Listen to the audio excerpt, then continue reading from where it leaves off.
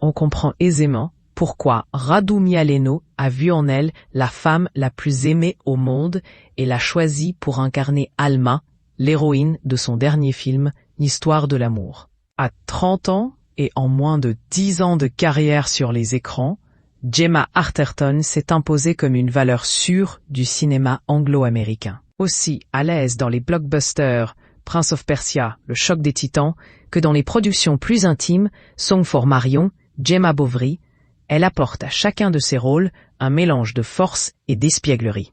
Consciente de son statut de sex symbole, la comédienne fait pourtant tout pour ne pas s'y laisser enfermer. Lorsque nous la rencontrons, elle est l'opposé de cette image de papier glacé, posée, réfléchie et drôle. Dans L'histoire de l'amour, en DVD et Blu-ray le 29 mars, elle incarne Alma, une jeune femme qui fuit la Pologne pour les États-Unis au début de la Seconde Guerre mondiale, abandonnant derrière elle son grand amour. Rencontre. Le journal des femmes. Qu'est-ce qui vous a séduit dans le scénario de L'histoire de l'amour? Gemma Arterton, l'histoire polonaise et l'histoire de l'immigration sont très touchantes.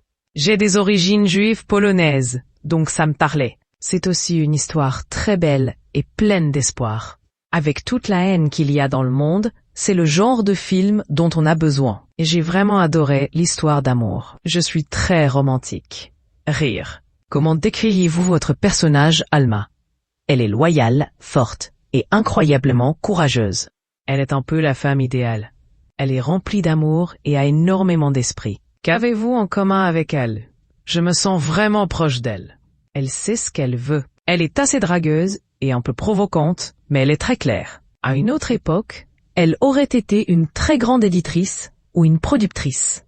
C'est une visionnaire. Nous partageons ça, mais je suis très admirative car elle fait certaines choses dont je suis incapable. Avez-vous fait des recherches sur la Seconde Guerre mondiale pour préparer le rôle? Bien sûr. J'ai fait beaucoup de recherches sur les survivants de l'Holocauste, spécialement sur les immigrés juifs et polonais. Presque tout le monde a été tué ou a fui. J'ai appris l'hébreu puisque je devais lire un passage en yiddish.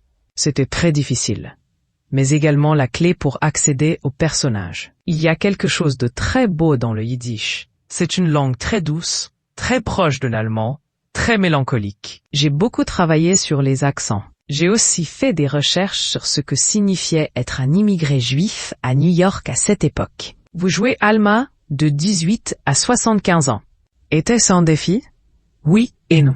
C'était plus difficile de jouer la jeune Alma, parce que j'ai 30 ans et je ne voulais pas en faire trop en faisant semblant d'en avoir 18, que ça fasse trop girly. Pour la version plus âgée, j'ai été aidée par un incroyable prothésiste.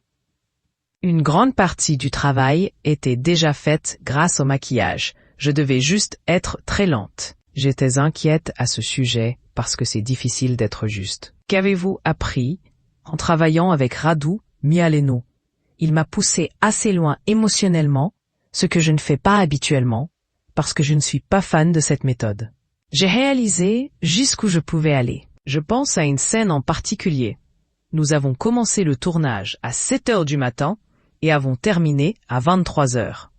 J'étais épuisée pendant 3 jours. Il m'a vraiment poussé. Il ne s'arrête pas tant qu'il n'a pas ce qu'il cherche. Quels ont été vos premiers boulots avant le cinéma? J'ai travaillé dans un pub, j'ai été hôtesse dans un karaoké, j'ai travaillé dans une boutique qui vendait des habits, j'ai vendu des savons chez Lush. Un de mes premiers boulots était d'habiller les acteurs d'une émission de télé pour enfants, un peu comme les Teletubbies in the Night Garden. C'est la première fois que j'étais sur un plateau et que je voyais comment ça fonctionnait. Quelles sont vos icônes, vos modèles à Hollywood? Je n'ai pas vraiment d'icônes, mais il y a des personnes que j'admire. J'adore Elizabeth Taylor. Elle avait tout.